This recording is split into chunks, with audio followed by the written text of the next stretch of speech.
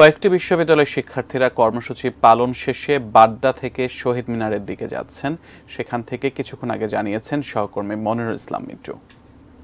গতকালকে বৈষম্য বিরোধী ছাত্র আন্দোলন ব্যানারে যে কর্মসূচি ঘোষণা করা হয় সেই কর্মসূচি পালনের জন্য আজ সকাল 11টার দিকে তারা শিক্ষার্থীরা প্রথমে ইস্ট ওয়েস্ট বিশ্ববিদ্যালয়ের সামনে তারা জড়ো হয় এবং সেখানে বলা যায় যে তারা স্লোগানে মুখরিত করে রাখে এই যে বিশ্ববিদ্যালয় এলাকা। ইস্ট ওয়েস্ট বিশ্ববিদ্যালয়ের সঙ্গে এদিকে ব্র্যাক ইউনিভার্সিটি, ইউরোপিয়ান ইউনিভার্সিটি এবং এর পাশাপাশি নর্থ সাউথ ইন্ডিপেন্ডেন্ট সহ আশেপাশের যে বেসরকারি বিশ্ববিদ্যালয়গুলো রয়েছে এবং অনেক কলেজের শিক্ষার্থীরাও তারা অংশ নেন এবং বেলা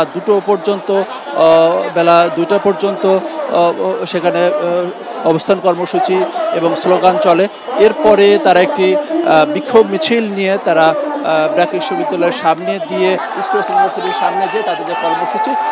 আমরা জানতে পেরেছি সেখানে কর্মসূচি আজকের মতো শেষ হবে এবং সকাল থেকেই তারা যে তাদের যে 9 দফা দাবি সেই 9 দফা দাবির পক্ষে নানা ধরনের স্লোগান এবং যুক্তি তুলে ধরছিলেন এবং এই 9 দফা দাবি না মানা হলে পরবর্তী যে কর্মসূচি ঘোষণা করা হবে সেটি বাস্তবায়নের জন্য